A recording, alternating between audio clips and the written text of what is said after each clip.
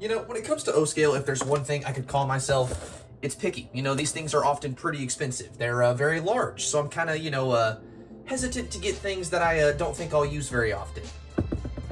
And of course, I found something I really wanted when I was recently on eBay. That being these here, the RMT Beef Mini F3 diesels. What a name to that was a mouthful, wasn't it? So on the chance you've been keeping up with the O-scale videos, you know I've kind of gotten, you know, not too accustomed to, but a little bit familiar with RMT recently. I've gotten two of their rolling stock pieces.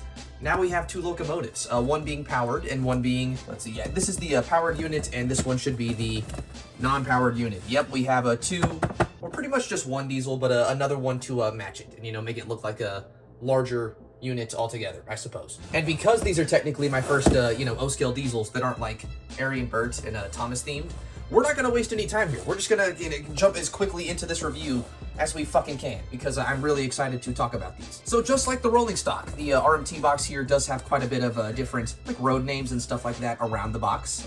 It's a little bit interesting that the window here has some detailing around it. Like if you look right here, this appears to be the chassis of the locomotive itself, as well as the coupler on both sides. And that is something that's across both of the boxes here. I believe on the back it's, yeah, not really much. It's just kind of, you know, operating instructions, like how to lubricate the locomotive and boring stuff like that. And the sides give you just a little bit more information on, you know, what the unit's called. And the fact that this one's a New Jersey Transit locomotive, stuff like that. Yeah, again, pretty simple. They don't really need to be a lot. They're very catching though. Like if you're in the hobby store and you see this, it catches your eye pretty quickly. Trust me, it's gotten me before. But enough of that. We've seen the boxes. We now know what we're talking about. Let's go ahead and just take a look at them. So I do believe some of these sides have tape.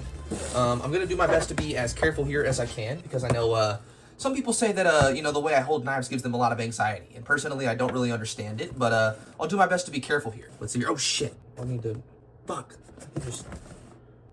Fuck. If I can... Hold on. Maybe just a little bit of... Shit, there we go. We'll just brute strength it. It's fine. Forget that even happened. Take this off. So it's a pretty simple packaging that they come in. It's just kind of two plastic pieces, one little wrapping piece there, and boom. You've got the locomotive. Oh my god. Okay, so while I was taking it out of the box, I totally just noticed, look at that. This door opens. That is just fucking awesome. Okay, so here we have the first one. Again, this is the non-powered unit. So, I mean, it's noticeably a bit lighter. It does free roll, but it does also have a connection here on the back. And I believe that's so these pickups here will work with the locomotive up front, kind of in tandem. And, you know, push the smaller unit over things like switches and things like that it would get caught on. I mean, for what it is, what a looker. Now, in terms of numbering, we have 424. It doesn't look like every door opens. This one on the front here is just molded.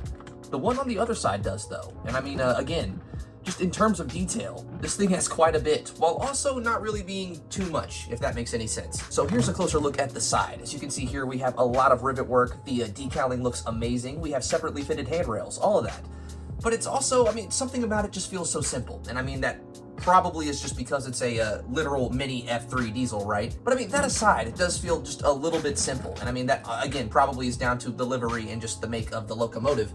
But it's neat, you know? It's not too much, if that makes any sense. The locomotive itself is numbered 424. We do have a little bit of detail here on the back in the terms of a corridor, which I believe is like rubber or something like that. And I think this headlamp will work when plugged in again to the front unit. We will see. We've got some beautiful fan detailing here at the top. It doesn't really look like there's any, you know, like crew or anything like that inside of the cab, which I guess does make sense. This is the non-powered unit, so... there is that. I think there is one. I believe I see a conductor in the powered one. So, I mean, attention to detail at the very least. Let's not waste any more time and just take a look at this powered one, which, yeah, no tape on this one. All right, here we go. Pretty much the exact same thing in terms of packaging. Or, no, it literally just is the same thing. Just take off the front there. We got two plastic pieces, one little sheet, and boom. There is the powered unit, which is noticeably quite a bit heavier, you know. Makes sense, it's the one that has the motor. It should be. But besides that, are there any real differences in the look? Well, it looks like the numbers. This one's numbered 423, as this one was numbered 424. Yeah, besides that, not really much. The doors still have the opening feature, which do look amazing. Same thing with the corridor here on the back. And when these things are attached, I do have to say, the corridor does really hide this plug here and the connections between the two. very, very well. In terms of like chassis detailing, there's not too much. I mean, we do have enough. I'd say that at the very least. But yeah, it's just a very, very cute, simple, miniature F3 diesel. What more can you want, Now, like I was saying, in terms of the cab or, having a crew, we do have a full one. We have a one figure here and one on the other side as well. You can kind of see them there in the front as well. And they're pretty well detailed for what the one thing that you could give to any model train company when they make figures is that they normally look like shit, right? I mean, I want to say those don't really look that bad. They have painted lips, painted eyes. A little bit spooky, you know what I'm saying? They could have done with a wash or something like that. I've been doing miniatures and stuff like that. So, I don't know. I see that and I think of just a few ways they could have improved it, but whatever. At least it's a detail that's there. You know what I'm saying? And same as before, we have beautiful fan detailing here at the top. We've got a beautiful double set of horns there. So same as the other one. I don't think I really mentioned that on the other one.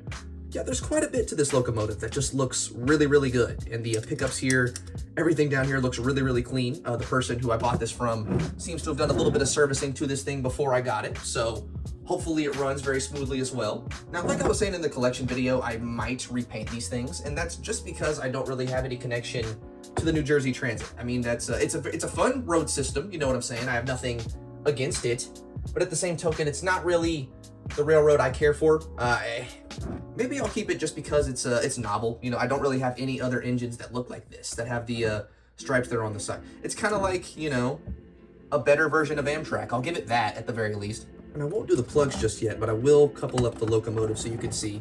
Like, that's how close these two operate. Like, that is not a bad gap at all. And I mean, once the plugs are connected, it will be even better. I believe these things can operate on very, very thin or, tight curves as well, like 027 and stuff like that. So I think that's the track I have under the Christmas tree right now.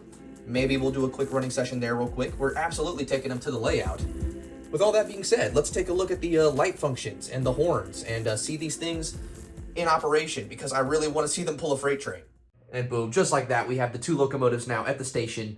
I mean, that plug between them is pretty much non-existent thanks to those corridors. I mean, that does look pretty nice. Something I found through some very quick testing. It looks like we only have light operations here in the front or powered locomotive.